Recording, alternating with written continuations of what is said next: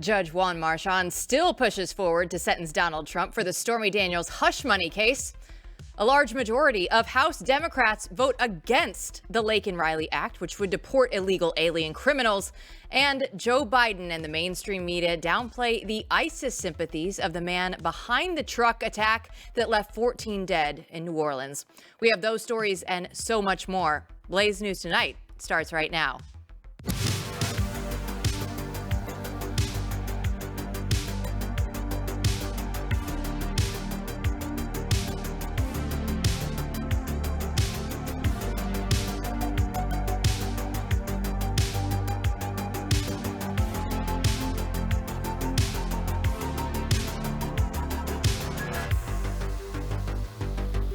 Welcome to the chaos. I'm Jill Savage. Today is Tuesday, January 7th. President-elect Donald Trump recently hosted an event at Mar-a-Lago alongside Italian Prime Minister Giorgia Meloni, Senator Marco Rubio, Representative Mike Waltz, and Scott Bessent. But the guests weren't the only controversial aspect of the event. MSNBC host Simone Sanders Townsend was sickened by Trump's decision to show a documentary on Trump ally and founding director for the Center for Constitutional Jurisprudence, John Eastman. So here to break it down with me is Matthew Peterson, editor-in-chief of Blaze News, and John Eastman himself. So John, thanks for joining the program. Let's start with a little bit of context here. Give us a little bit about the topic of the documentary that you guys had at Mar-a-Lago and what was going on down there. Well, and first I should let your audience know I had a little minor surgery, so that's why I'm bandaged. I feel a little bit like the fife player in the old Revolutionary War film. The title of the documentary is called The Eastman Dilemma, Lawfare or Justice. And I like to point out it's not Eastman's dilemma. I have no dilemma about taking on that representation. The dilemma is for my colleagues in the profession. Are they going to succumb to this lawfare, or are they going to stand with me to fight for justice? We lay out what the illegality in the 2020 election was. We lay out the historical and constitutional basis for my advice on how to deal with that. And then we lay out the lawfare that's been going on against me, against President Trump, against any of the lawyers that were involved in bringing challenges about the 2020 election, and electors and everybody else that was really petitioning our government for redress of grievances as a result of that cheating that occurred in the election.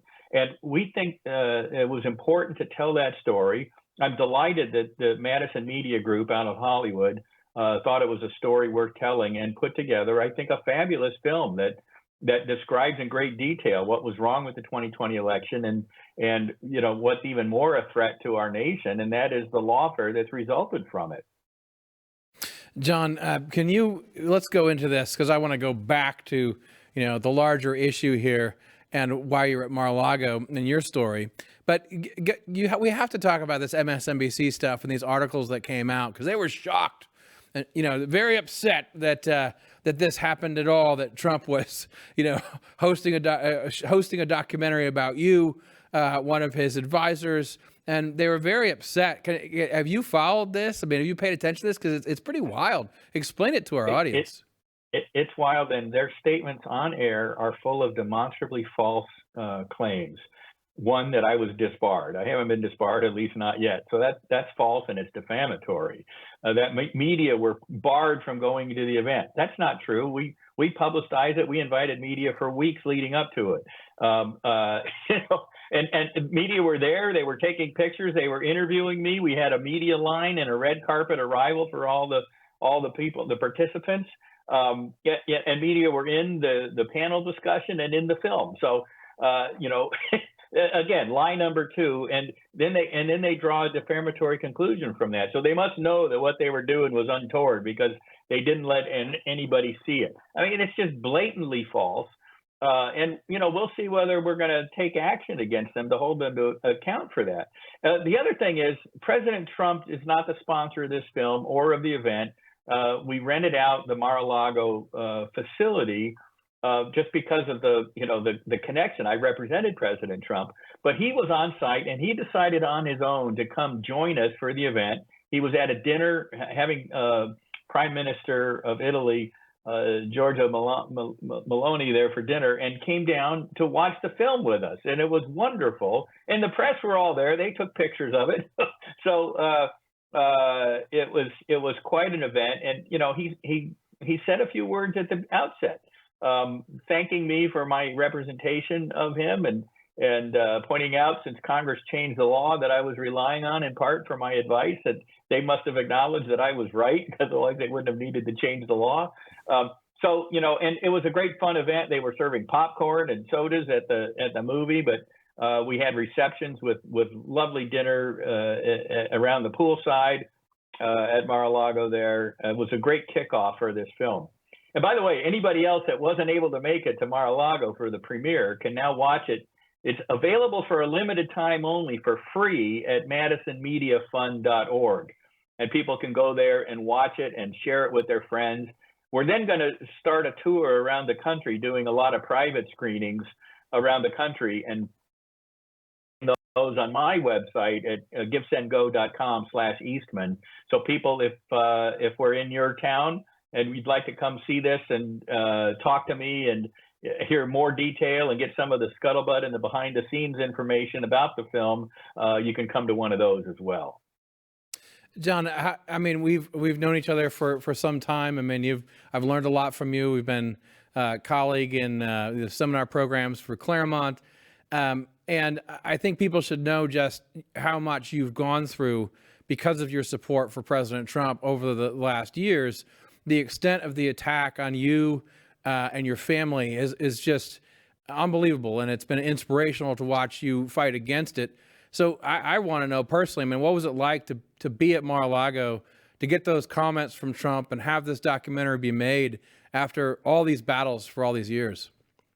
Well, and the battles aren't over yet, unfortunately. I mean, this is a step in the right direction, but unfortunately, the state prosecutors in Georgia and Arizona, for me, and Michigan and Wisconsin and Nevada for others, are still going forward. They're doubling down. They are just like blind to the response of the American people to this lawfare and the utter repudiation of it that occurred at the last election.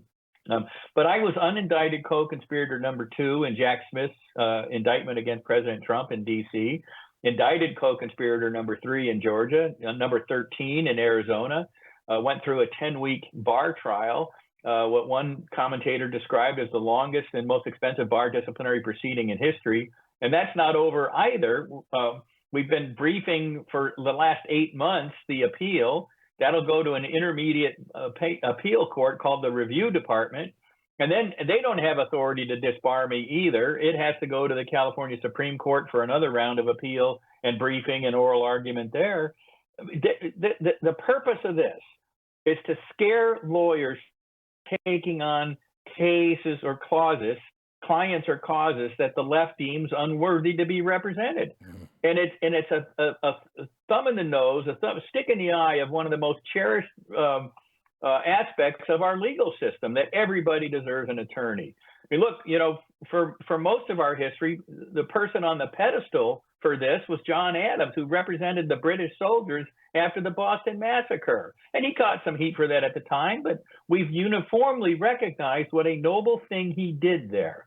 And I guess that doesn't work anymore in modern America when the client is Donald Trump, the former president of the United States, who the left seems to viscerally hate and distort and what have you. So, we get death threats. We get people spiking our driveway, taking out tires. We had protesters down the end of our street for every day for nearly a year. Longtime friends won't talk to us. It's insane. But people ask me if I regret taking that call from the president. And I say, I don't regret it for a minute. I regret what my colleagues in the profession have denigrated themselves to, but I don't regret it. I think our country was on the precipice of losing one of the most cherished things we have, and that is the idea of government by consent, because we give that consent by free and fair elections. And if you don't have the ability to challenge illegality in the election, to speak up against it, First Amendment speech, to petition your government for redress of grievances, First Amendment and other protection, then you don't have the freedoms that we inherited from our forefathers.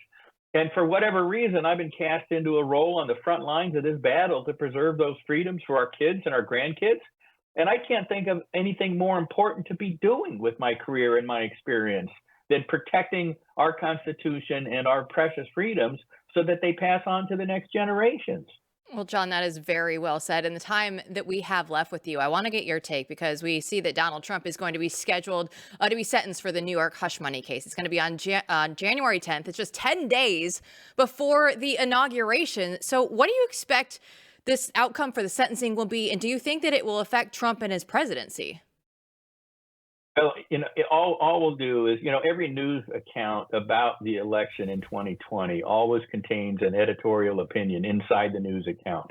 He said X without any evidence, or he said X unsubstantiated. That was their mantra, that there was no evidence. And it's kind of snuck into every single news article. What this sentencing next week is designed to do this Friday is designed to do, in my view, is so that every article about President Trump for the next 4 years will have a line about it, Trump, the convicted and sentenced felon in the White House. That'll be the mantra that we hear over and over again from the left. And quite frankly, the American people are tired of it. They repudiated it. And the Democrats, I think, proceed down this path at their own peril. I mean, they're starting to look like they're going to go the way of the dodo bird or the Whig Party or the old Federalist Party if they don't understand the reaction to the American people to this kind of utter nonsense. The trial was a sham. The charges were a sham. We don't even know what crime the jury unanimously convicted him of because the judge said they don't need to reach a unanimous verdict on which underlying crime was at stake. The evidentiary rulings were preposterous. This thing will get overturned on appeal, but they will still use that mantra. Well, but for the technicality, he was a convicted felon that's in the White House. That will be every article for the next 4 years. That's absolutely the goal. Now, John, before we let you go, give us that website one more time where people can check out that film, because I'm sure a lot of people in our audience are going to be very interested in this. MadisonMediaFund.org, and they can see me on Twitter, and I have it linked there on Eastman. They can see it at my legal defense fund site, givesendgo.com/Eastman. Anywhere. It's all over the place. It's even in all the front pages of the Italian newspapers. So we made quite an international splash with this. I love it. It was sickening to MSNBC, which means that we love it. John, thanks for your time. Thank you very much. Take care. Matthew, you heard him just go through his personal story there of how this has impacted him and everything, but it's just one of the people that have been impacted along the way, and we get to hear his story today. Yeah, I think what's important is that people watch this documentary because it shows why this is important. That really, like he said, this is a question of whether you have the rule of law in this country and whether you can have, legal defense in the same way, or whether it's all just taken over by lawfare. And as he was saying, this is not over, right? I mean, this guy's in the middle of a battle against people who are ignoring what just happened in the last election. And these battles are fierce. These legal battles are still going on. So it's not just Trump, it's everyone else who was around him. These guys are still being ferociously prosecuted by malicious people. And we have to stand up and support them. Yeah, well, don't go anywhere because when we come back, we'll unpack some of Trump's New Year's resolutions. Stay tuned.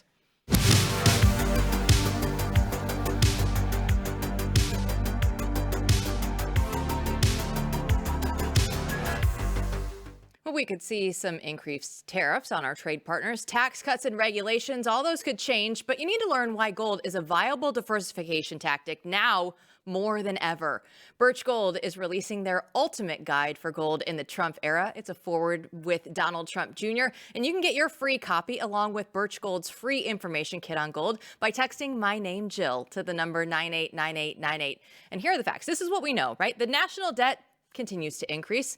Our interest payments on the national debt continue to increase. So gold is still your hedge against a weakening dollar. And Birch Gold can help you convert an existing IRA or 401k into a tax-sheltered IRA in gold. Text Jill to 989898 for your free copy for the ultimate guide for gold in the Trump era, because there's no obligation. It's only going to be information.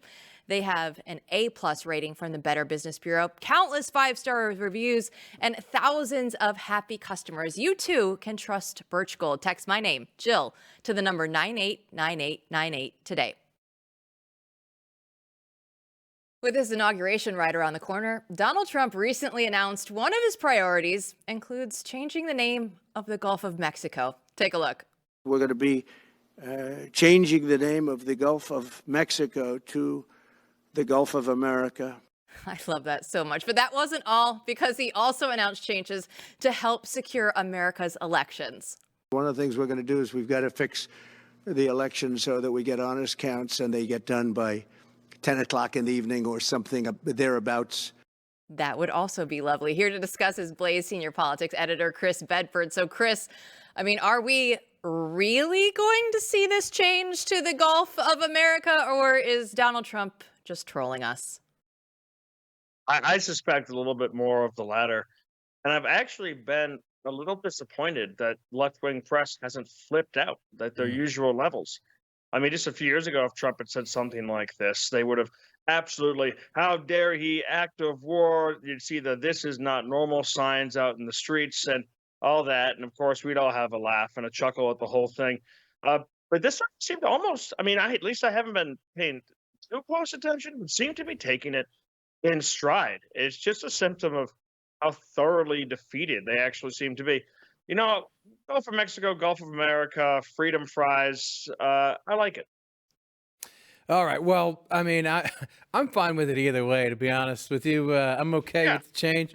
It's great. But let's talk about the election security stuff. I mean, you know, can Donald Trump, at the height of his powers, make sure that we actually get votes in at the end of the night? I mean, where in general do you think are these election security issues when it comes to what the administration is going to propose in Congress? Well, you have big issues in Maricopa County. You have massive issues in Alaska, which make a little bit more sense, at least, than in other places. You have issues. You used to have issues in Florida. You don't really have those issues anymore. It is an election security issue. It's something that's important. I think that if you actually had that, it would go a long way towards restoring people's trust in the electoral process. People don't like to see large vans filled with votes discovered in Democrat-controlled urban centers, like we just saw in Michigan that changed the Senate race, where people who I know who worked in that Senate race, people who like to poo-poo conspiracy theories, people who don't like to give any airtime to some of the worser instincts, really do suspect levels of fraud in that election and in others.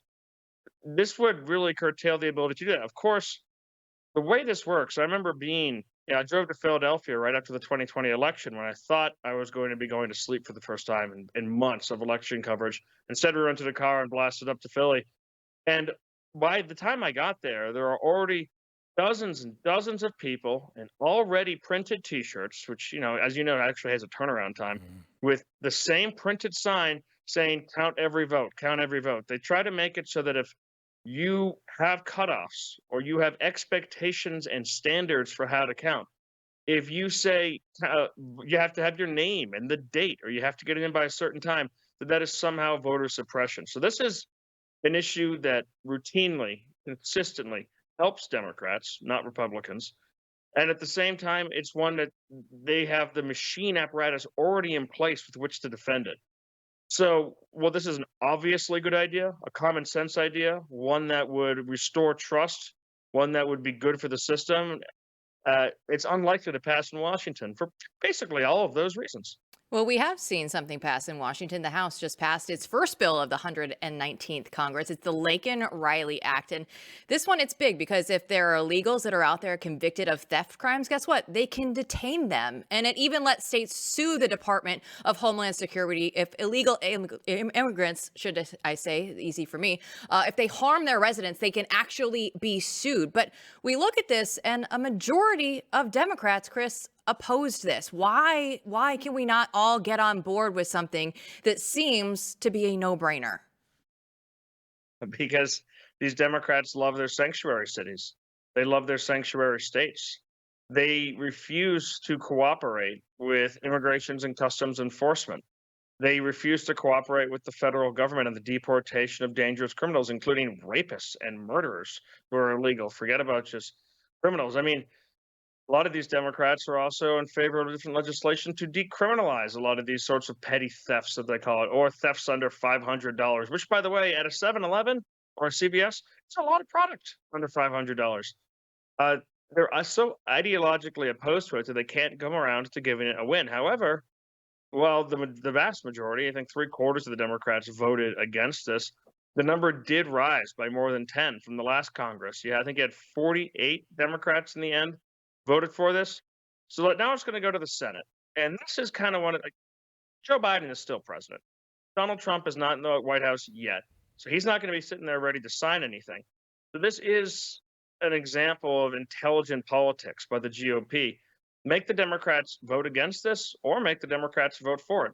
In the Senate, John Fetterman, a moderate Democrat, is an actually moderate Democrat, it seems, is one of the co-sponsors of this bill, along with 50 Republicans.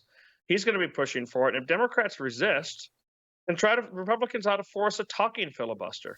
Make sure that they get up there and actually explain why they don't want this to happen. Make them say why they're against deporting illegal immigrants who have committed crimes in this country, and stand by it. You're still 2 years out from an election, but these are the kind of political theater, essentially, that Democrats are so good at and Republicans are slowly getting better at. Chris, we're going to be talking about Mark Zuckerberg a little later with one Rob Eno, who you know here, and how this might impact Blaze and what it's been like in the past with Facebook. But we have to ask you, I mean, why the change of heart now? Mark Zuckerberg has allowed the government to censor people on Facebook, right, for years, has done some really terrible things to all right-leaning media and many other dissenting media figures. What do you think's going on here politically? So I've asked some people who know him personally, people who spent a long time working there but no longer do, have had kind of a front seat to these sorts of things because I was curious about the same issue. And I've got a piece that I'm working furiously on right now coming out in Beltway Brief we could talk about tomorrow about the actual impacts this decision will have, because it's not minor. The impact is going to be major on the whole economy of this sort of thing. But there's a funny twist to the Mark Zuckerberg story, is that he's actually not super political. He's way less partisan of an ideologue than a lot of his colleagues at Facebook and a lot of his other tech CEOs that he's out there with. He's kind of reactionary. He fumbles around. He wants to be liked. So he goes this way and that way, depending on who's mad at him, and he usually ends up picking off all involved. Now, this whole Facebook fact check program was launched to that effect. He was uncomfortable having Facebook moderator teams making decisions on what should be called fake news and what should be called legitimate discourse. So he outsourced it. He said, listen, you guys take care of this over at Poynter Institute. I'll pay you. It'll be fine. And then the blame's on you and not me. As a policy, he continued, kind of ironically, until the Hunter Biden laptop story. That's when he finally said, never mind, we're just going to censor this right off the bat. Now, Zuckerberg, I think, has realized that the atmosphere is not nearly as toxic for actually pushing back against these ideologues. In fact, it's dangerous for him to continue with that. It has injured trust. I mean, how many of us have right-wing boomer parents who just love Facebook? They live on it, they share on it, they keep up with their grandkids on it, they put political opinions on it. They still do Facebook status updates in a way that I haven't, at least, since I was in college. By the way, if you ever look back at your old Facebook status updates, I have nothing in common with the person who posted those under my name. I don't even understand what I must have been thinking. I can't look back at them because I've deleted my Facebook account years ago because it's that bad, Chris. I'm the opposite. I want people to look up my old stuff. And it's my great. grandmother, so I still use it. All right. Well, you know what? I love the Zuck transition that we've seen. It's not Zuck going from a man to a woman. It's Zuck going from like a robot to an actual man out there, Chris. From a soy beta to a MAGA patriot overnight. Who knew? Who knew it was go that possible? far. If Zuck can do it, everybody else can get on board as well. But give us a preview of the Beltway Brief that we're going to see, and tell people where they can get it, Chris. They can get the Beltway Brief at theblaze.com/Bedford. Sign up for the newsletter 3 times a week. And tomorrow's newsletter, because I used to work in this. I used to be involved in the fact check industry, peripherally and against my will, let me tell you.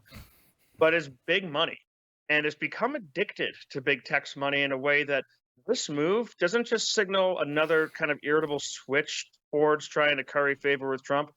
This move could potentially devastate the fact check economy, and it is an evil economy. So this is a good thing. I look forward to having that discussion with you tomorrow. Thanks so much, Bedford. See you then.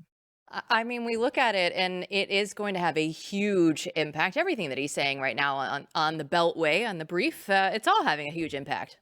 Yeah, and it's interesting what he's saying about Zuckerberg because many adjacent people over the years, you hear funny things about Mark not being political, not really being the kind of ideologue that you think he is. Many people on the right think he is, but nonetheless, action speaks louder than words. And I think that what Chris said is correct. Zuckerberg himself is not sitting there like, oh, ha, ha, ha, I will go after the right. But the effect has been devastating to conservative media. So he's got a lot to make up for. This is hopeful, but we'll talk about this a little bit more with Rob. We will, but our next guest will break down how the Biden administration is gaslighting you about the terrorist attack in New Orleans. Up next.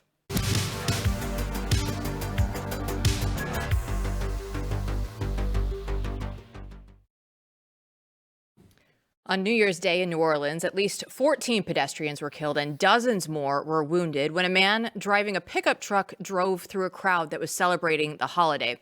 A Quran was reportedly found at the man's home, opening up to a page calling for the slaying of Allah's enemies, and had an ISIS flag in his possession. But will the FBI investigate this as a possible motive? Here to discuss is Steve Friend. He's an FBI whistleblower and co-host of The Morning Post. So, Steve, what should we make of this story? Where do you think the FBI is going to take it from here? Well, the FBI is nothing if not a bureaucracy, so success for them is in growth, and they're going to go where their bread is buttered, which is really my great fear on this one. I think so many on the political right are going to come to the erroneous conclusion that the FBI did, in fact, take its eye off the ball, off the bad actors there when they were going after grandmas who were walking through the Capitol and moms who were at school board meetings. But unfortunately, instead of coming to the conclusion that the FBI should never be the arbiter of wrong thing, they're going to say, well, we're going to sick the FBI on the newest and next enemy. And the FBI is going to be all too happy to do that because that's how they get their record funding and their growth and power. And I think we're going to see us re-rack the Patriot Act 2.0, much to the chagrin of anyone who was libertarian slightly in leaning in 2001.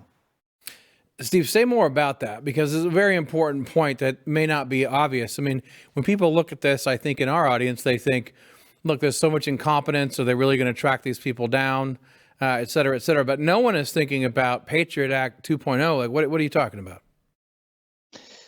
Well, look, to me, it's really a punctuation issue if I had to identify it. The FBI should not be the arbiter of wrong think. It should not be going after grandmas who went to the Capitol, period.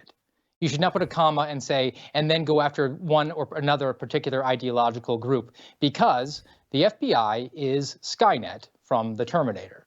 If you watch the movie, Skynet is artificial intelligence. Artificial intelligence isn't good. It isn't bad. It just is. It's code. And when it became self-aware, it came to the conclusion that its prime directive was to protect itself against its greatest threats. The threats in the movie were the people because they had the ability to unplug it. Similarly, after 9/11, we empowered the FBI as the arbiter of wrong think. And as a bureaucracy, its goal, its prime directive is to continue to grow and expand. So it came to the conclusion that people who were small government minded were its greatest threat, which is where we have come to now. We are actually at the bottom of the slippery slope. I don't need to make the slippery slope argument. We have a proof of concept. We're at the last line of the Niemöller poem, and then they came for me, and there was no one left to speak for me, which is enormously disturbing. And people, when they were put for a decision for liberty or security, chose security a quarter of a century ago, and we cannot repeat the same mistake. Steve, I find it curious that the FBI, they continue to go down this similar path, investigation after investigation, right? We look at the suspect's network, and they came out and said, oh, you know what? I think that he had people that he was working with. But eventually, the narrative always changes over to, no, he acted alone. Why do we see this play out time and time again?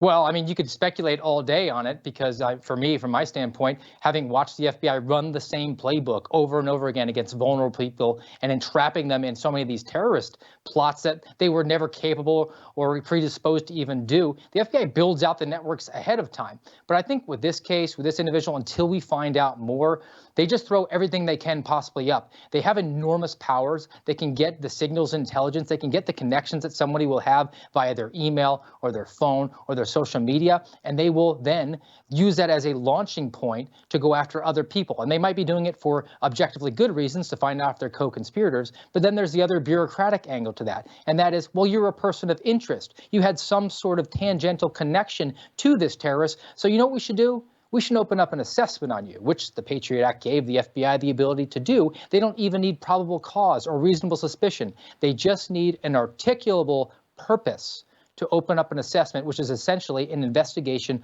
of an American, and they can keep it open as long as they want. They have a man, and all they need to do is find that crime.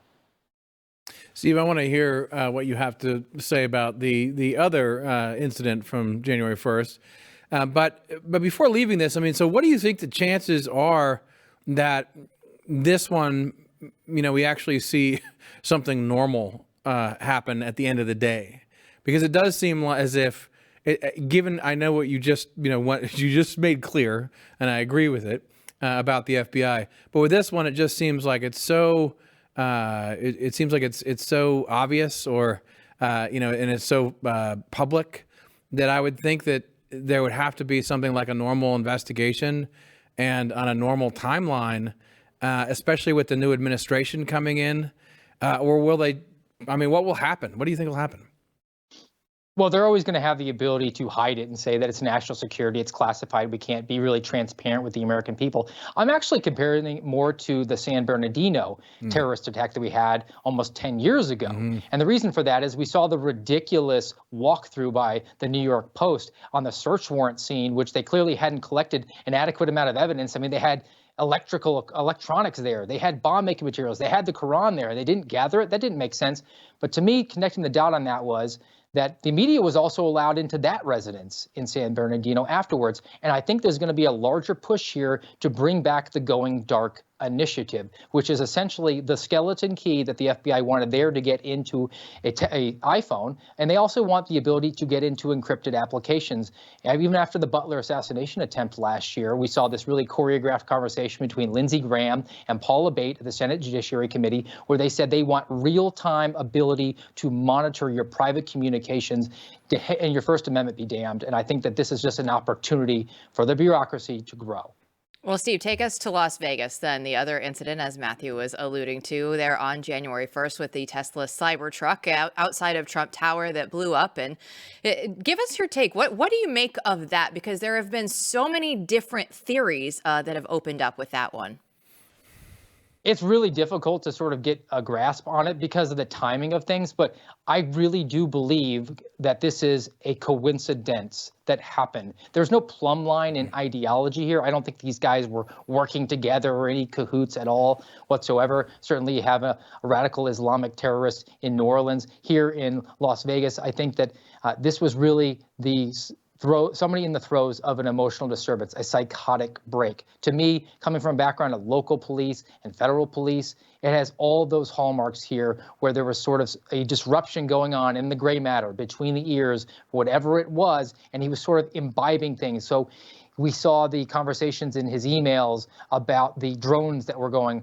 I mean, that's something that you could easily imbibe. It was in the current affairs. It was in the news. He could build it into the conspiracy that just happened to be in his mind at the time. And until I see something else there, that seems to be the most likely explanation. I think if he goes ahead and does that maybe a year and a half before, we probably would have seen something about the Chinese spy balloon in there. I think that there's also the allegations that he had about war crimes. And, you know, I'm not privy to that information. Maybe he wanted to get attention to it, even if it didn't exist. I think the fact that he was a specially trained person who wanted, if they wanted to create maximum collateral damage, could have done so. And the fact that he didn't, to me, seems like it's really a suicide attempt by an emotionally disturbed person. Interesting. I mean, I've never seen a case in recent memory that had so many different narratives going at the same time among the commentariat. I mean, you have everything from UFO Twitter activated to, to lefties saying other. I mean, there's like 5 or 6 different stories about the guy, and I find what you say to be sober. Last question before we let you go here. We need to discuss where we're at, do you think, in terms of the incoming administration, and anything you want to say or comment on you see as we move closer and closer until January 20th, when things might really change? Well, everything that needs to happen forthwith. I mean, in my private conversations with agents there, and I'll even take it back to New Orleans, they were deploying agents from outside divisions to go to New Orleans so they could claim that they mobilized all necessary resources. And when my moles went there, they noticed the DEI in New Orleans was out of control. In fact, that Alethea Duncan was at the helm and assigning agents to work traffic accidents and sending her own people home for the weekend. We are in desperate need of leadership change, and it can't just be a change at the top of the FBI. So I think if we can get a Kash Patel appointed as the FBI director and get to work on the fact that the DEI needs to be out, we need to get away with the intelligence branch entirely and throw away the quota system. Those are some immediate actions that can be taken that can really turn the tide on the fact that the FBI is out of control. Steve Friend, great as always. Thanks so much for joining us. Thank you. Matthew, the good news is we can count, just in the number of days now that it's going to be until the Trump administration takes over, because we need to have some real answers for stuff like this, because we know, of course, the terrorism, everything, it's still going to continue. That's not going to change, but we need to be able to make sure that we can get to the bottom of these investigations in a real, tangible way. Yeah, I think for at least 20, 25 years, people are used to government agents basically telling them nothing, right? No real obfuscation. It's gotten worse and worse over the years. And what you're seeing with people like Steve Friend, I mean, this is a momentous time in which we live. Friend, Kyle Serra, from other people we know, these people are coming out and just saying it like it is. And we actually have a chance to really reform a very important part of the government that has been incredibly corrupt for a long time. So that's revolutionary. That's very new, and we're right on the cusp of it. Well, we're going to be seeing some other changes. When we come back, we'll explain Mark Zuckerberg and his change of heart on free speech just ahead.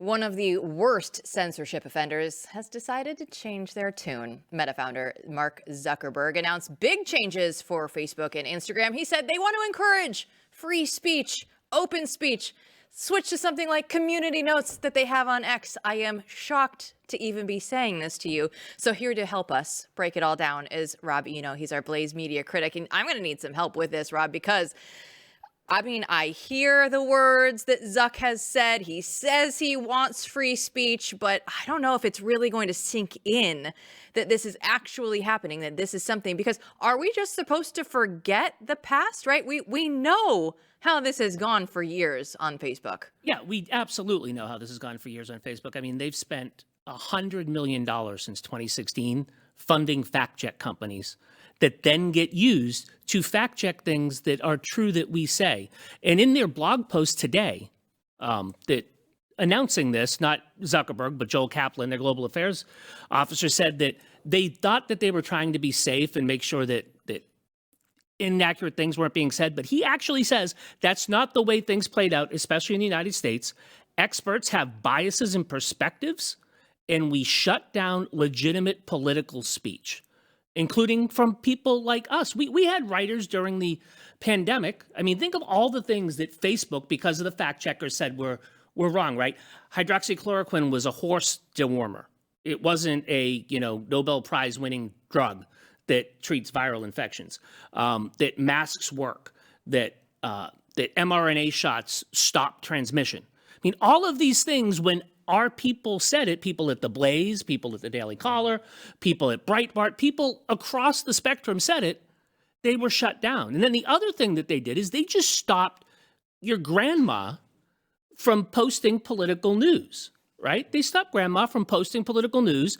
And then they would put her, we'd all called it what? Facebook jail. We'd say, one of our writers got stuck in Facebook jail. Mm-hmm. They couldn't save this stuff. They actually apologize in their blog post for sending people to Facebook jail. They use the words. Yeah, as someone who is also in Facebook jail, okay, nice. It's easy to say that now, but more importantly than the individuals is what happened to companies, right, like Blaze Media, where you're talking significant amounts of revenue in the free market and traffic that would have been coming to Blaze, but that was shut down. So what they effectively did, right, is take large millions and millions of dollars and millions of people, right, traffic away from these companies. So, I mean, Are they going to make up for that? I mean, are they going to stop doing that? What do you think? Is this real? I think they say in here that they're going to stop the algorithms, that they're going to stop censoring political news, that if grandma wants or grandpa wants to post a political story, they'll let it get through and bring traffic to people like us. And let's get clear for the audience on the kinds of things that were going on in the past, right? I mean, it was the case that if you were deemed naughty, right, as an entity, as a website, right, you were going to be punished as a whole on Facebook. Demonetized. Your videos wouldn't get reached. They wouldn't put monetization on your stories. All kinds of things like that. And let's be real, it's not just Facebook, right? The people at I think it's IFCAN that they sponsored to the tune of $100 million were then used by places like the Google Ad Network to stop advertisers from advertising on sites like the Blaze. I mean, we made a decision a year and a half ago to go to a subscription model and take all ads off of our website because of the people that were being funded by Facebook, quote unquote, fact checking our articles, and then ads not showing up on them and beating revenue, not just from a traffic perspective. And it's conservative sites have seen dramatic drops, but regular news sites, because Facebook has decided to get out of the news business, have also seen drops, and people are getting their information not where they want to get it, which is on Facebook. It's a community place to talk about things, and you get strikes for talking about the truth that some experts deems not to be the truth. So if you're Meta, if you're Zuck, if you're trying to go out there and, okay, we're gonna make the changes even before Donald Trump has his inauguration, how do you actually rebuild trust? By opening up the floodgates and letting people like us say, yeah, we saw a huge traffic spike 2 days after they said they were going to stop doing it, so they must be doing it. I mean, that's how you do it. I mean, the proof is in the pudding. The proof is my Facebook feed is no longer filled with pictures of transgender people being pushed on me from weird sites overseas, right? That I don't even subscribe to their pages. And it goes to the pages that I've subscribed and tried to curate for myself to see. That's how it changes. Yeah, I think we will be able to see. I mean, certainly as a company, Blaze will be able to see fairly quickly whether this is changing or not because of the experience that everyone here had in the past with what was normal when you just allow people to freely look for the information they want. I think there's a lot of cautious optimism, around here and other places, because certainly they're saying the right thing. But, we've seen this before, and even with, say, X and Elon, he says great things every day, right? But also there's other people at that company who are implementing policy. And so I would especially think, a lot of us, the suspicion would be, okay, so Zuckerberg says this, and, Joel Kaplan's a good guy, and some other people there are saying, like, we're going to change. Are you really going to implement that all the way? But to their credit, they've come out and said right. And are you going to audit your engineers that are putting the weights and checks on people?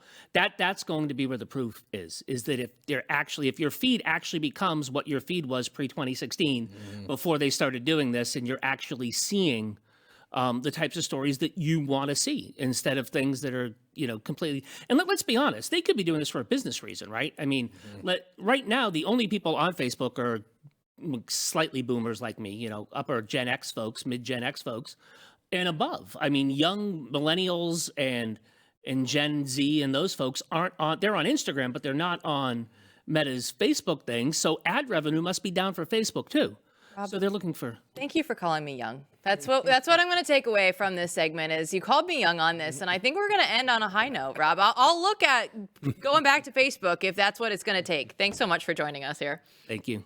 Don't go anywhere. We'll be back to wrap up the show right after this.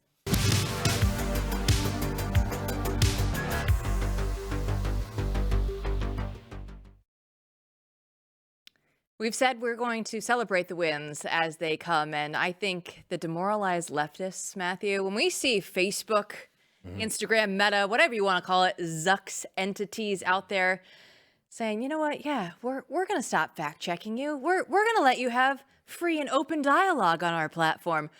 There is a sea change that is happening, and it is a very big deal. Yeah, I mean, you have to think about how far we've come. I mean, there was a time 4 years ago, there was a time in which everyone was experiencing censorship, or even personally, right, on these platforms. And I remember going into Facebook jail and just being like, is this a free country? Is this even America anymore? And then when you complained, when you said, we are being censored, this is terrible, I can't believe this is happening in America, they gaslit you, right? I mean, they said, oh no, it's just because you suck and your ideas suck, and or it's like, this is very important. Yes, exactly. Be a better person then. I remember getting death threats during that election for a lot of the work we were doing as well. I mean, so we went from pure censorship, no apologies, this is actually good for you and everybody else, to the point at which now all of a sudden you got Zuckerberg saying like, whoa, wait a minute, the government made us do it, and it was really complicated, and I wish we didn't do it.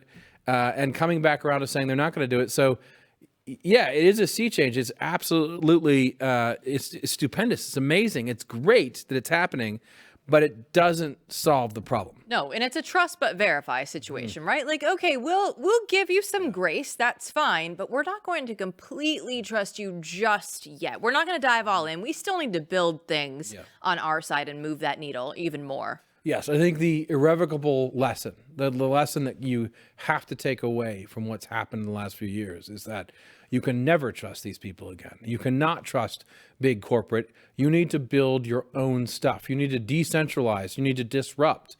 And if you don't do that culturally or entrepreneurially, just, in commerce-wise, then you will lose, because you will be dominated by companies that you can't trust, with leadership that has demonstrated that they don't care about deeper principle and purpose in America. And so the lesson is, sure, it's great. We'll push Facebook. Be great if they allow a free market environment on their platform. That's fantastic. We'll hold them accountable, and we'll reap the benefits of that. Everyone will. But that doesn't mean, for instance, that Blaze Media can count on Facebook in the future. Our lesson has been learned. We will never try to count on revenue from these companies or be beholden to them. Again, we still need to build anew. We'll take their money, but we won't count on the revenue of taking their money. I look forward to the day where Facebook has to post the headlines of Gulf of America. And I look forward to even more the elections ending at 10 p.m. because being down there at Trump headquarters this time around, we were waiting after 2 a.m. for the old Donald to come out and give that acceptance speech because they didn't call the elections. It would have been a much different scene if we had that at 10 p.m. versus 3 a.m. when he was finally wrapping up. Oh, yeah. Just think back to yourself. If you're listening. Remember what it was like when you're like, I don't know if I can celebrate or not. It seems like we're winning. Imagine if we just did this the old-fashioned way and boom, had it done. But we got to remember, Trump came out, you all need to realize, because Jill tweeted, like, right. Hey, I love you, but you have to come out soon. Please. And then he came out. He did. Yeah. He saw the tweet. He knew. He was like, this is it at this point in time. But you know what? I just look forward to things changing, because if this is what we're seeing already before the inauguration, what is going to happen after, you guys? Oh, I mean, you're talking radical change in all directions. That's why we're here. This is an exciting time to be alive. I love it. It is exciting. And we're going to celebrate it every time we can, because we know that the bad headlines come around.